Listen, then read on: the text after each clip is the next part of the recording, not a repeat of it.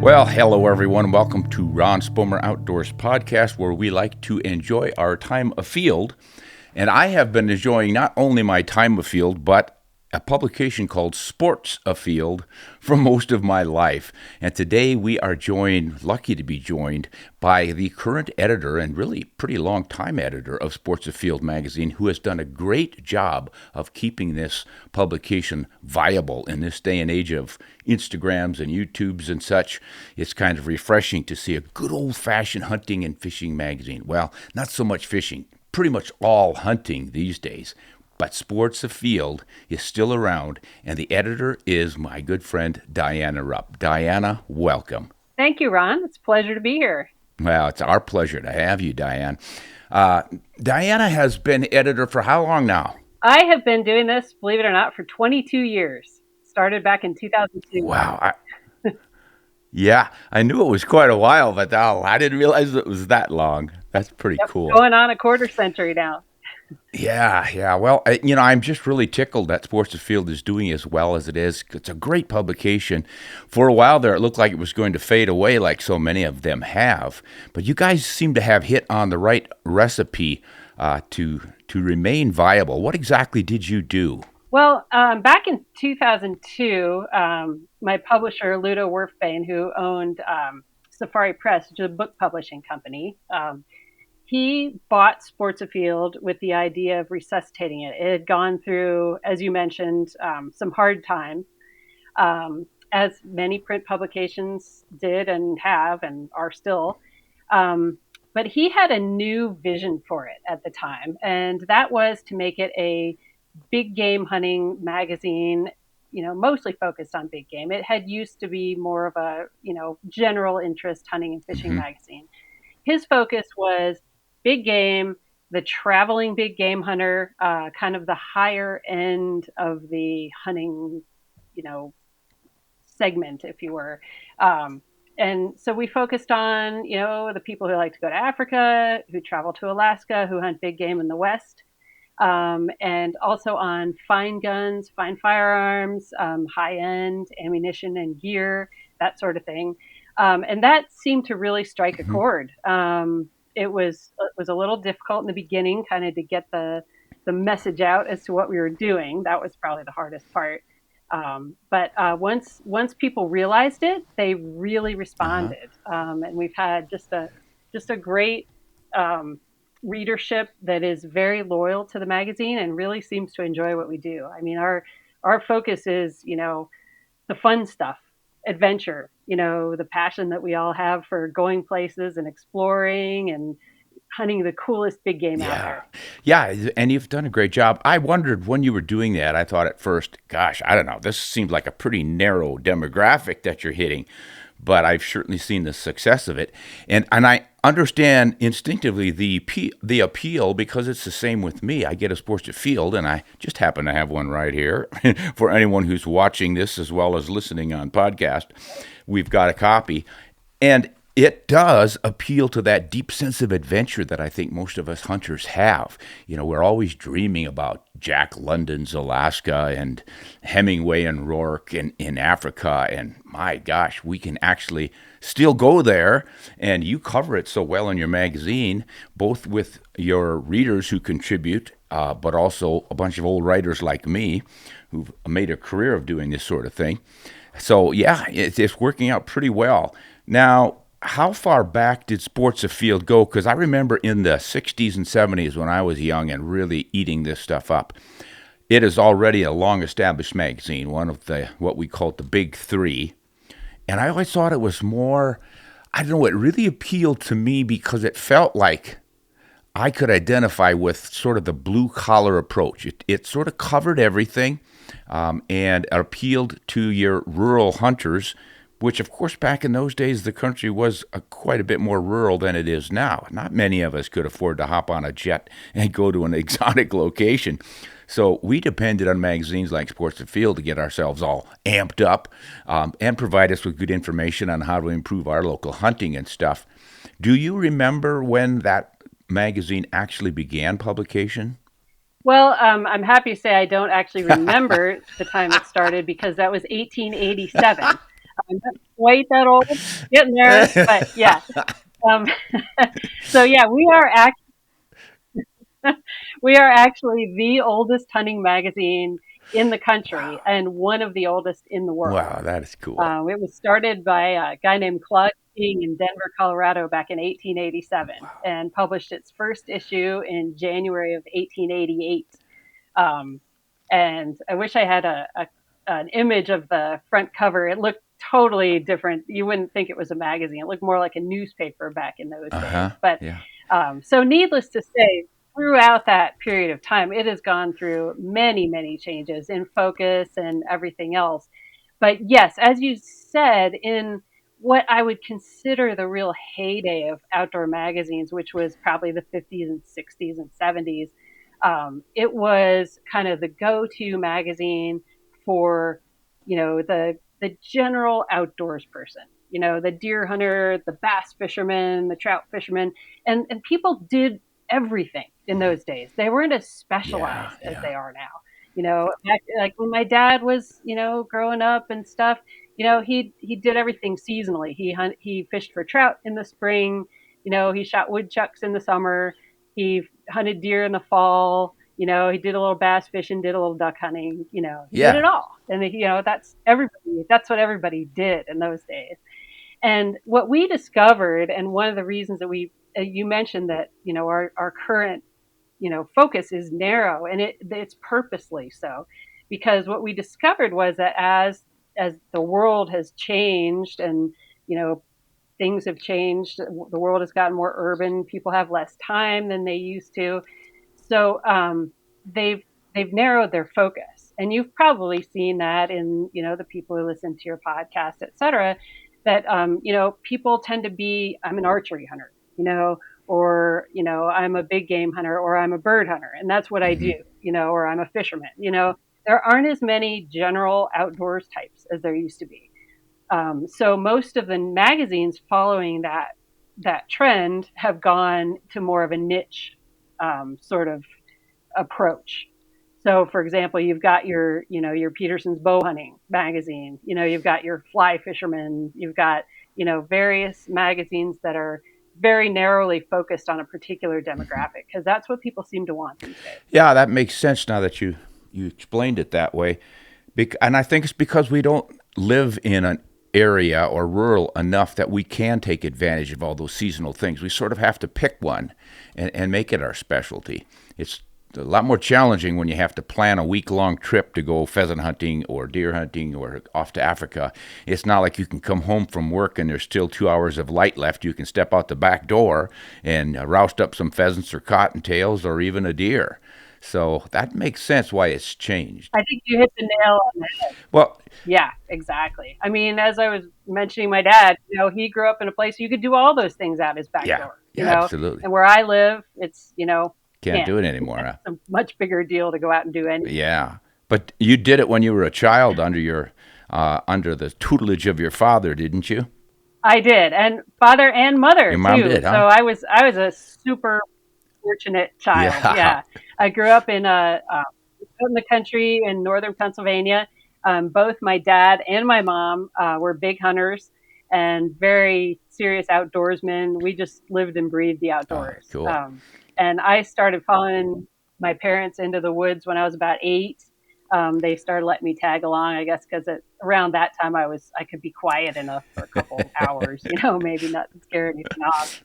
And I remember, seeing my dad shoot a deer, and I was so excited and held the leg as he gutted it, and everything. And it was just, I could not wait to start myself. And in those days, Pennsylvania, you had to be 12, So, I was counting down the days till I turned 12 years old and I could go deer hunting. I was so excited. I'll bet. So when you did finally go, did you get your deer right away?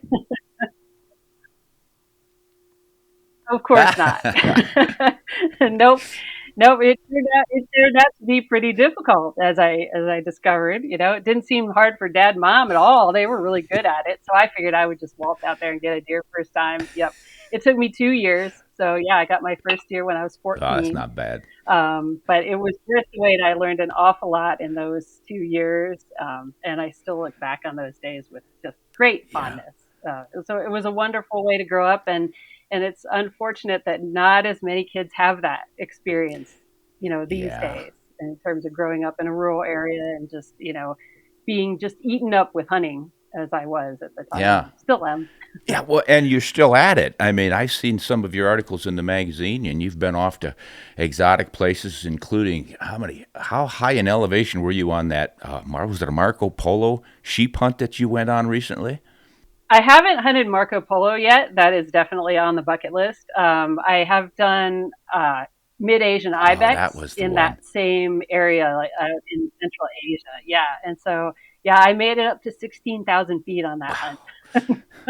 I tell you, the air is thin up there. Yeah, Yeah. but it was a wonderful adventure. Yeah, and as my dad once said to me, he said, I never imagined. He said, I was always glad you enjoyed hunting, but I never imagined you would take it to this extreme.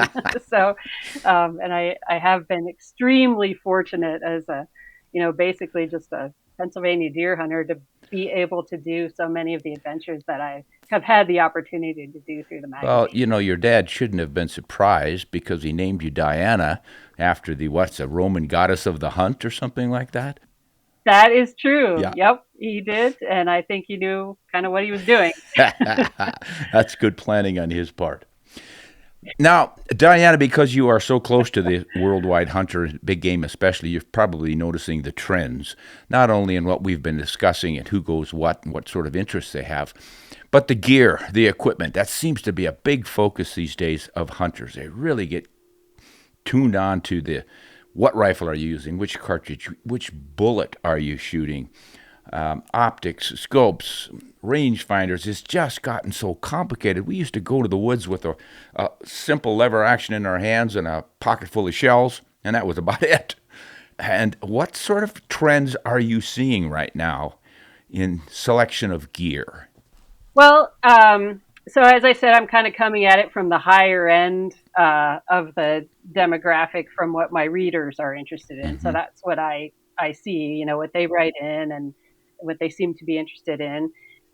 Interestingly, my readership does not seem to be as into the crazy long range, fancy, um, you know, serious, huge scopes, that kind of thing, as a lot of the trends seem to be going.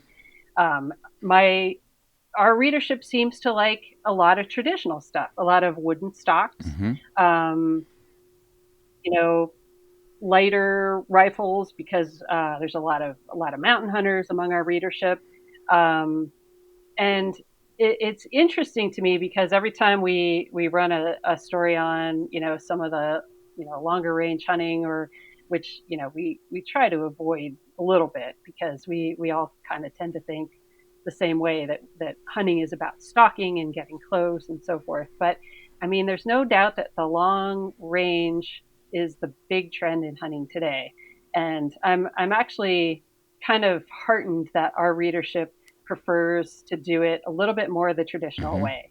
And I really like seeing that. Yeah.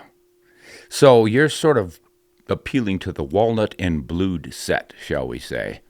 I mean, not entirely. Obviously, our readers do really like, modern rifles as well. But I would say that they do tend to kind of skew toward the walnut and blued. We have a custom rifles column in the magazine that gets a ton of readership. Stephen Dodd Hughes does a really good job with that. And, those are rifles that are one of a kind, very costly, beautiful walnut, etc. And people seem to love them. Yeah. Obviously, not everybody can afford rifles like that, but I think I like to think that we're in the business of entertainment and inspiration, um, and we like to inspire people to dream big and say, boy, I could have a rifle like that. And, I mean, I could go on a hunt like this. And even if they maybe can't do it right now, they put it on their list of goals that they can do it in 10 Mm-hmm. years, and I love to hear it when people come up to me at some of the hunting conventions and say, I never thought about going to Africa, but then I was reading some of your stories and I thought, man, I have to do that. And so I've booked my first African safari, and I'm going in 2 years. And that's just a tremendous thrill for me to see people, realizing dreams that they never thought they could realize. Yeah.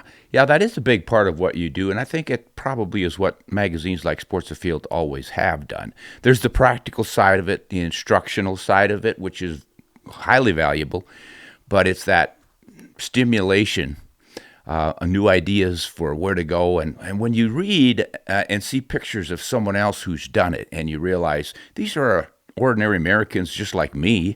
If they can do it, why can't I? And then you do set that bucket list goal, and you begin to direct yourself toward it.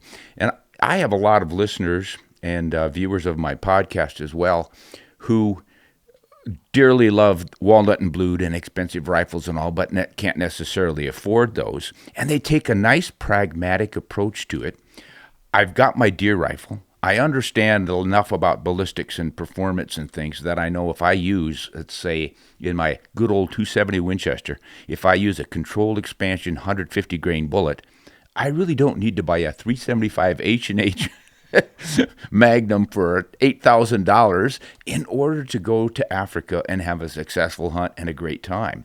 Or 300 Magnum of some kind to go to Alaska. 30-06 will more than do the job for you. So they will put their savings toward the trip rather than a lot of fancy equipment. But then there's the other side where, and I think it's usually younger guys, I may be off on that, somebody out there can correct me, but it seems like a lot of the younger guys get so excited about equipment, gear, then they're gearheads, I call them, and they just want to get the latest and greatest of everything. And I even see this in the bow hunting world. It's like bows are nowadays like cars. The basic bow is there, but there's a new fender on it every year. And somebody's got to buy the new one. I've got a buddy who's been shooting the same old compound bow since I think the first wheeled bow was invented. And he gets his deer every year. But then there are other guys who've got to have this year's model of whatever bow it is they're shooting. And it's a similar thing with rifles and different cartridges. Are you noticing a trend, even if your more conservative readers probably aren't into the extreme range target shooting sort of thing? Do you notice if they are becoming more interested in these longer range cartridges, the modern versions of, say, the 7 Rem Mag is now the 7 PRC, and the old 6.5x55 became the 6.5 Creedmoor, and on it goes. Is there considerable interest in that? Oh, there's most definitely considerable interest. Yeah, I think hunters of all stripes have a gearhead streak in them, and there are, as you said, it tends to be more the younger readers who are really into the brand new stuff, the PRCs, etc. But everybody's interested in them, if for no other reason to read all about it and learn and say, oh, I know all about this PRC now, and darn it, my 7 Rem Mag is just as good, or whatever, So there's a tremendous interest by all, I think all serious hunters. Let's face it, everybody is always looking for the best tool for the job. And even though, I'm a fan of one of our old time writers, Colonel Townsend Whelan, who said the 30-06 is never a mistake.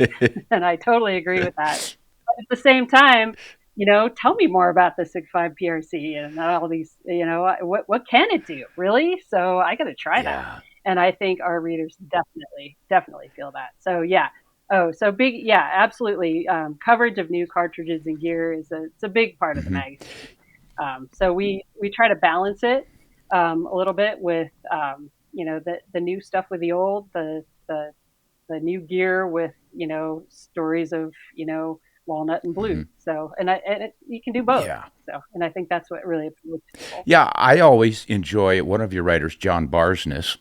We're the same age. I've known him for a long, long time, and he does a wonderful job of explaining the old traditional cartridges and rifles and bullets and trajectories and stuff, but still is up to date on the new things and does a nice job of comparing them so that readers get a good handle on what they might gain from a new one versus what they might give up from the old one.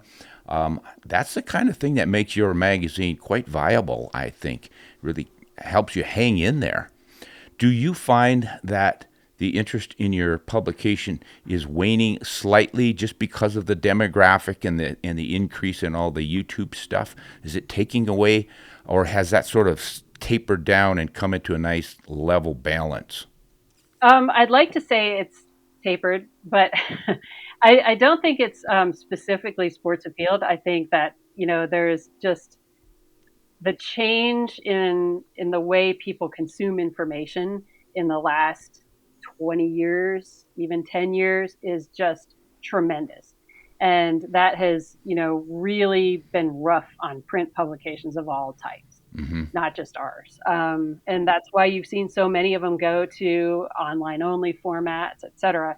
So there's absolutely no doubt that it used to be, if you wanted to learn about the latest and greatest new cartridge or rifle or whatever, you would buy Sports Afield or one of the other big outdoor magazines. But now you'll probably go straight to YouTube. Let's face it, because that's you're going to get the information there. And yeah, it's been a huge change, and it's very impactful for print publications of all stripes, and Mm-hmm. we've certainly felt it. Mm-hmm. I still believe strongly, and fortunately, my publisher does as well, that there's a major place still for print publications, and that people really still enjoy them and can get a lot out of them. And there's a certain I don't know. You don't know necessarily what you're getting on YouTube. Hopefully people know to go to, say, Ron Spomer Outdoors and get the real deal from somebody who knows what they're talking about. But if you just Google something, who knows what you'll get. Yeah, yeah. But people still do know that they can buy Sports Afield and they can trust the information that's in the magazine. So we have that going Yeah, for us for sure. yeah. Um, but younger people, they're much more into YouTube. They don't buy print publications necessarily, or they buy them occasionally. Yeah. So that's one of our biggest challenges going forward for sure. Yeah, I suppose it's somewhat analogous to the town crier losing his job when print came in. Say, Diana, Okay. did you try anything different in your publication to work against that trend for folks going to the Instagram, YouTube, online information, to keep your readership? To me, I think the attraction of a magazine like Sports Afield is its format doesn't require electricity, for one thing. You could go to a hunting camp and in the outhouse there's a magazine. You're not going to find that necessarily a computer screen there. And 20, 40 years from now, I can pull out magazines from back in the 60s and reread them and go, wow, this is really cool. Look at those ads. Look at the clothing people were wearing. And it's more of a permanent object. But of course, if you're 18, 25-year-old and you're getting into the excitement of the hunting and all the rest of it, you probably don't realize that or think that way. But in trying to address the potential readership, have you tried anything that's a little bit new or different in the publishing world that might not have been around in the 60s, 70s, and 80s? Well, I'm not sure it's really new or different. Obviously, marketing the magazine to that new demographic is a challenge, and you have to go at them where they're going, which is essentially online. So we do maintain a very, what I think is a really good website. You can find a lot of our articles on there. You can see a lot. It's easy to subscribe. We do a lot of in-person meet and greet type marketing, which I think has been extremely effective for us by going to the hunting Mm-hmm. conventions and just putting the magazine in people's hands. That really, I think the magazine itself is our best sales tool, because once people flip through it, they say, "Boy, this is a lot nicer actually than going to just clicking on a link or whatever." Yeah. And it's just a matter, I think, of getting it into people's hands and then having them realize that what an enjoyable thing it is, like you said, to be able to pick up that, that physical copy. Yeah, yeah, the Um, hands-on. And it's just something I think that, the younger people aren't used to doing. Yeah. Yeah, well, you've done a great job with it, and I hope you continue. Now, you're also really still active in hunting. You're sort of traveling the world as much as you can, I imagine. That ibex hunt was one example, and I think it was just what last year or the year before you got the coveted bighorn ram tag in Colorado. Is that right? I drew bighorn tag, yes, last year in 2023 in Colorado. I absolutely could not believe it. I had been putting in for 14 years. Even before I moved to Colorado, I was putting in for bighorn tag, and it was truly my dream hunt. That is the thing I wanted to hunt more than anything else. And it's you can't. I mean, you can buy those tags, I guess, if you buy an auction tag and you have Yeah. many hundreds of thousands of dollars. But essentially, you can't buy that tag. You have to draw it, and it was such a thrill. Yeah, and it was a great hunt. I really had an amazing time. What rifle? It was a lot of pressure, Pressure? because you draw that tag and holy cow, I'm never going to draw a tag like this again. I have to fill it. So that was an interesting part of it that I had not really foreseen, but I really really enjoyed the hunt. You, And so now I have 3 sheep, and yeah, so I only have the desert bighorn left of the Grand Slam. wow. If you get a desert bighorn, shoot one for me too, because that's all I need. Talk about an expensive and hard to Although draw tag. you might have something to say about that. Yeah, Yeah, we'll split them. I'll take the yeah, back that's a half. really tough. It sounds good. Wait, that's the good eating part. You Well, can't eat all horns. right. If you want me to have the horns, That I was one of suppose. the things that surprised me. That was actually one of the things that surprised me most about the the bighorn is how absolutely delicious that meat is. Yeah. It is so Yeah, tasty. it really is. I love we eat wild game pretty much all the time, and I eat elk and deer and so forth. But bighorn sheep was tremendous. It's pretty much gone, unfortunately. So yeah, time to draw another tag. Yeah, just draw another tag. Piece of cake. Nothing like it. So you've got your bighorn ram, and I assume, did I hear you say this is a third one? So you've got a stone and a doll already? I do. Yes. Wow. Yeah. Yep. I got those 2 sheep about 15 years ago, Wow. Nice. and that was yeah that it was very eye opening going on this most recent sheep hunt because I was 15 years younger when I did those other two, and it makes a big difference, Yeah. a huge You've difference. have you noticed that gravity's gotten stronger in the last 15 years? The mountains have gotten steeper, gravity's gotten stronger. I don't know what's going on. Well, I know what's going on. Grandpa Ron's gotten older. That's what's going on. I don't know about you. Oh wow. Uh, Hey, what sort of rifle did you use and ammunition and all? What was talking to gearheads here? What does the gearhead use on a sheep hunt in Colorado? well, so I had actually a little trouble with my rifle as I was getting ready for the hunt. I had been planning to use a 280 mountain rifle that we have, which seemed like the ideal rifle. But it developed some feeding problems right about a month before I left, and I couldn't get it to group well, and I was kind of in a panic, to be honest. And we have several rifles, but I wanted something that was obviously lightweight and that I could utterly depend on. And at that point, I looked around at what I had and I said, I have this Ruger American that I use for my elk hunts. And, the gearheads will just shake their heads and go, well, that's a very inexpensive rifle. Don't you need a real nice long range expensive rifle for a big sheep hunt? Actually, no, you really don't. This rifle, I mean, it is a tack driver. Always has been. It's totally dependable. So it needed a really good optic. So I put a Swarovski scope on it, and had the turrets and whatnot.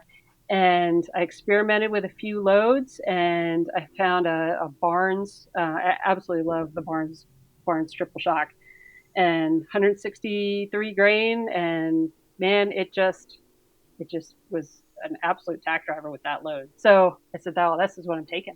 I'm not going to mess around with it anymore." And I spent a good 3 weeks going out every day to the range and shooting that rig at 300 yards and making sure I was really dialed in and shooting, real field positions and so forth, which is key. I think a lot of people don't practice that way.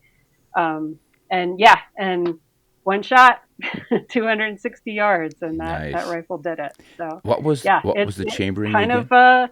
an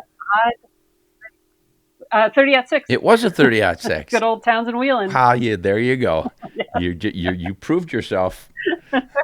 See, what I've noticed lately, Diana, is that you don't hear as much about the 30-06, Never and a I mistake. find it difficult to find rifles chambered for it anymore. Are you seeing that at all?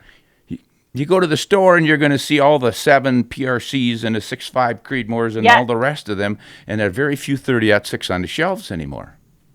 yeah. I mean, I think most rifle manufacturers are still chambering it, but yeah, it's definitely starting to fall out of favor because it's seems like an antique, I guess, to the new rifle buyer. But Yeah. again, it's never a mistake. It can do it all.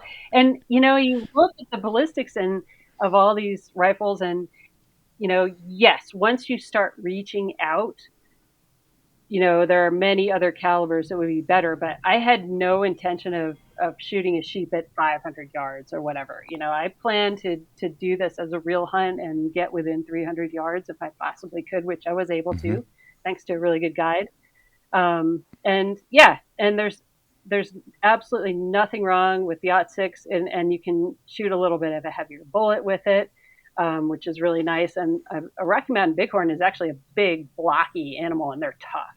They're really tough. My sheep, he was hit pretty much perfectly, but he still ran about 40, 50 yards straight up the mountain, full speed ahead after I shot him. He just didn't know he was dead, and then he Yeah. dropped.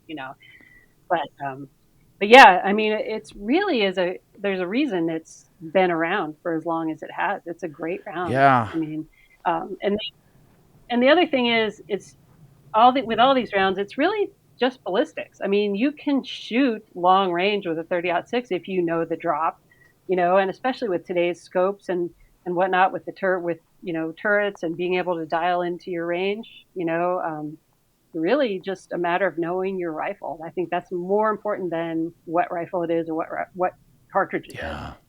Yeah, I like to tweak my viewers on my podcasts and my regular channel on YouTube. And I decided to do one on the 30-06 being a declining cartridge in its declining years, shall we say. So, of course, I titled it, You've Got to Catch Their Attention with that thumbnail. So I titled it something like, Is the 30-06 Going Obsolete? And oh my gosh, did I catch a raft of it from that. I definitely found Clickbait. out how many 30-06 lovers are out there because I was inundated by nasty comments about my stupidity for suggesting such a thing. But the reason I did it was because I hear so much about the 308 from viewers. They're always love with that 308. And I punch them in the nose now and then too by saying something nasty about their beloved 308, which is a great cartridge, obviously. But boy, you can get the 308 and the 30-06 guys going at each other too. It's just funny how they're just one or the other, and you're an idiot if you choose the wrong one. So it was really fun to just see what sort of a response I got. And there were a few of the younger guys who said, You're right, Ron. The 30-06 is dead in the water. It's an old geezer's cartridge. It doesn't even belong on the planet anymore. But I think we're going to see it for another century at least. There's just so many rifles out there already chambered for it. But I have noticed that it just gets harder and harder to find new ones on the shelf. I just think it's I guess the younger kids who don't have a rifle yet are thinking, I want the latest and greatest, and they don't fully understand an old rifle. And probably half the reason is just because grandpa or dad had it, so you've got to get something different from what dad had if you want to be cool. And to your point about the 308, and it's really surged recently, and I don't know if it's the more efficient cartridges and so forth that we have, but that I've really noticed that. And in fact, I have a young friend that I've been mentoring, and she's gotten really into hunting, and she wanted to buy a rifle, And she was, going through the various calibers, and we settled on the Hmm. 308. And it's an ideal caliber for her. And I'm more of a 30-06 person on that side. But, looking at what she wanted and the short action and all the advantages of the 308, I said, you're going to be able to hunt elk with us. You're going to be hunting deer, antelope, anything basically you want to hunt in Colorado and Wyoming and around where we live. Yeah, that's a great Yeah. cartridge. And she's been super happy with Yeah. it. Yeah. That's great. Yep. Have you got any exciting hunts planned for this fall? Actually, I don't have any super exciting hunts planned for this fall, but I am excited about the hunts I have planned, which are most importantly going back to Pennsylvania to hunt with the Mm-hmm. family.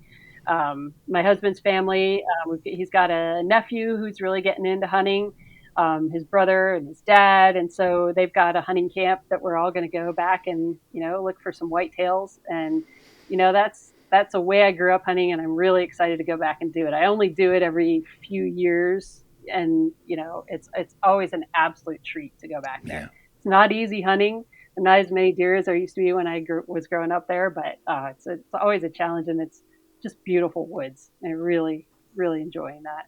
And I've also gotten to be more of a meat hunter these days. I really just love venison, and we eat wild game more than anything else. Basically, I don't know when I bought any beef last, so that hopefully fill the freezer. And I've got another whitetail hunt actually in Missouri this year, that going on a one where they want us to kill a few does, and again trying to fill the Yeah. freezer. So yeah, so it'll be low key, but I'm really looking forward Hey. to it. It's a lot of fun. Yeah. There's a lot to be said for going back to your roots, and also low key.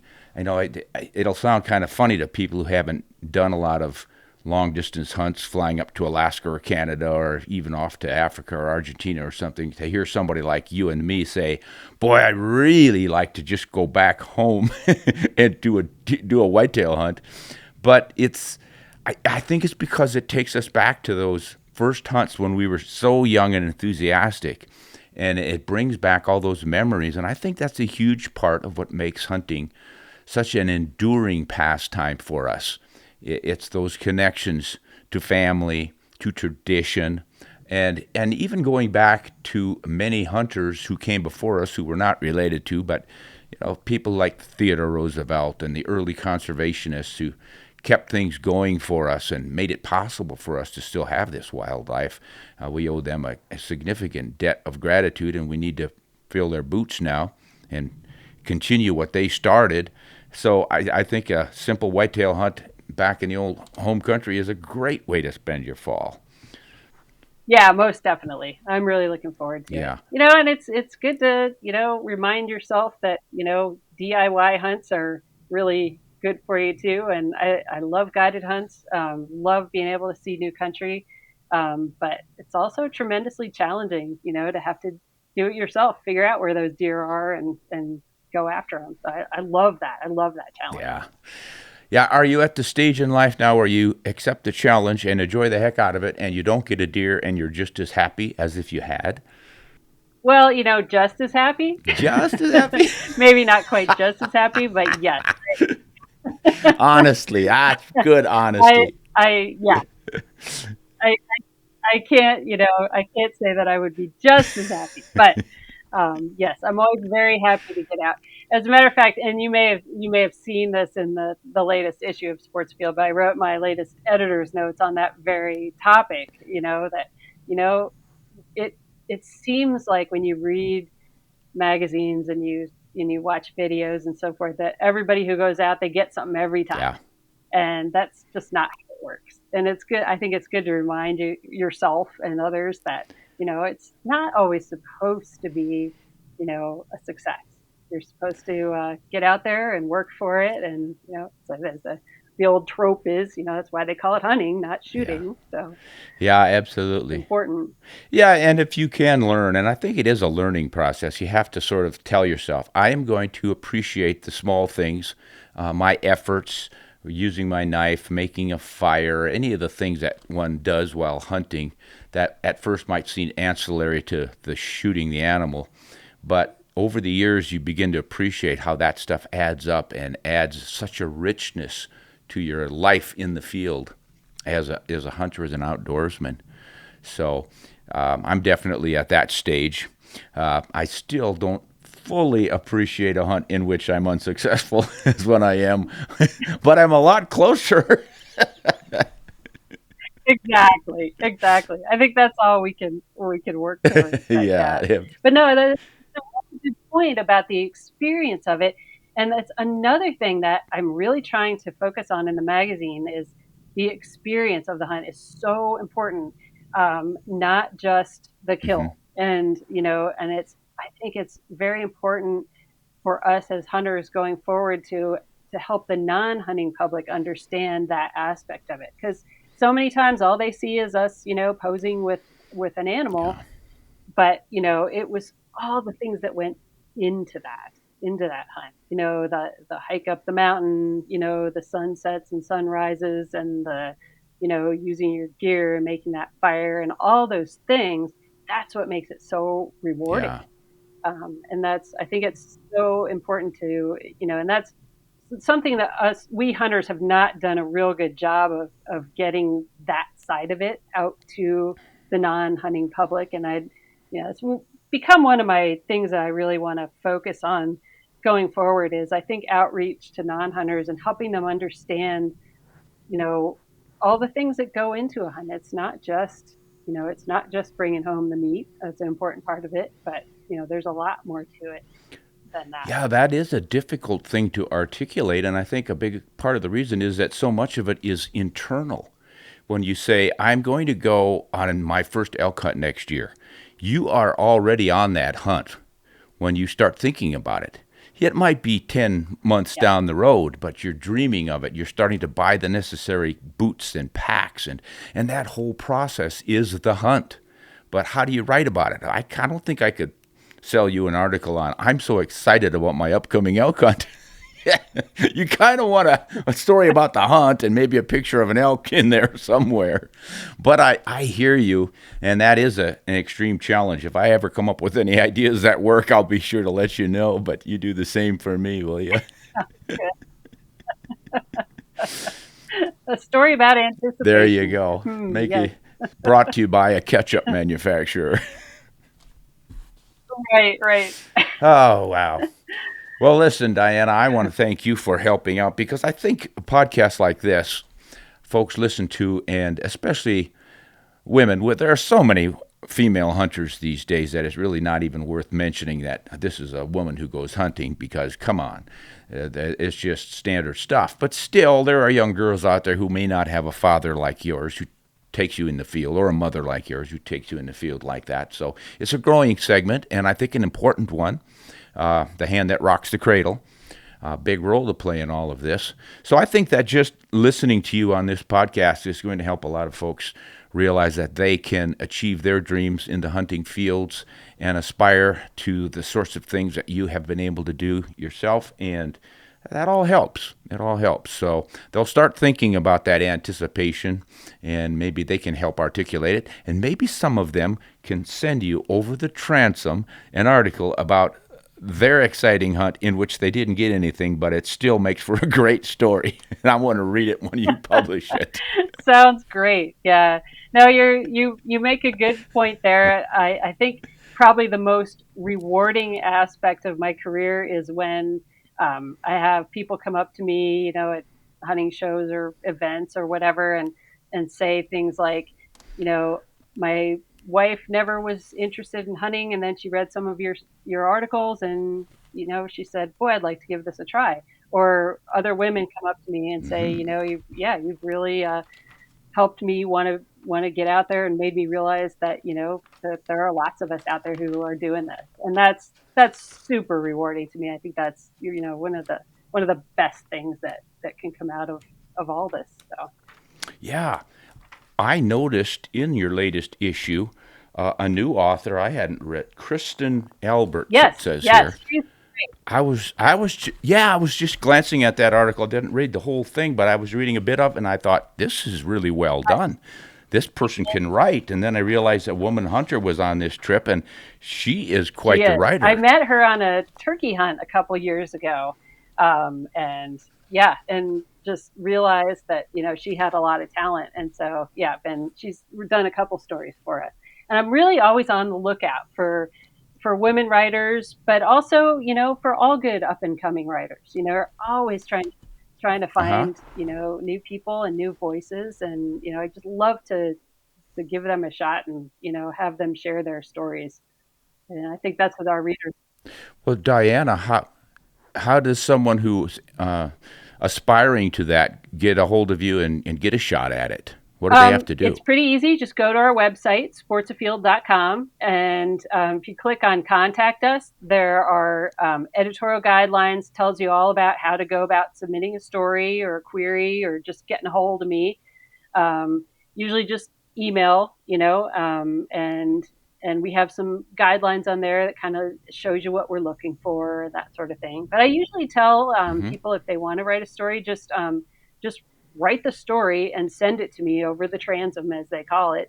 And I'll take a look at it and I'll tell you yay or nay, and if it's not quite there, but might have some promise, I'll probably tell you that as well. So yeah, I mean, give it a shot. And I read everything that comes in, and I'm always really interested in hearing new voices. So really really Well, encourage people to do great. that for sure. Yeah. All right, there you go, folks. You've heard from the expert, the editor for 20 plus years at Sports Afield magazine, Diana Rupp. She is the real deal. As you can tell, she's a hunter. She's not just faking it. Pretty hard to fake it for So, 22 years. So yeah. yeah, that's a pretty good fake. I really appreciate you joining us and sharing some of your stories and giving us the good news on Sports Afield. I hope you guys continue to publish long into the future. It's the kind of magazine and publication that it's just fun to read now and in 10 years and in 40 years. It just stays around and got good value. So I urge everyone to check it out. You guys might want to read the magazine, if not write for it, but good luck with either one of those. Diana is a good egg to have on our side at Sports Afield, and we thank her for joining us on Ron Spomer Outdoors Podcast. Diana, good luck on all your outdoor adventures this fall, and I will look forward to seeing you the next chance we can meet. Thank you. Until next time, everyone, thanks for joining me here, and thanks for having a good time with Diana and me going over some of our old hunts, as well as some outlooks for the future. And everybody, let's all remember to hunt honest and shoot straight.